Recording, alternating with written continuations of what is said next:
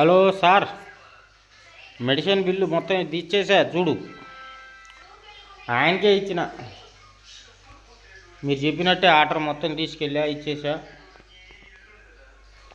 ఇచ్చిన తర్వాత ఆయన చెక్ రాసి ఇచ్చిండు, తీసుకొచ్చి కంప్యూటర్లో ఇచ్చిన. వాళ్ళు నాకేం చెప్పలే, వాళ్ళు మెడిసిన్ బిల్లు ఇమ్మన్నారు, నువ్వు చెప్పినావు అని చెప్పిన, తీసుకెళ్ళి ఇచ్చిన వాళ్ళకి. వాళ్ళు మళ్ళీ అది ఏదో మెడిసిన్ రాసి ఇచ్చారు సార్, అది మనకు తెలియదు.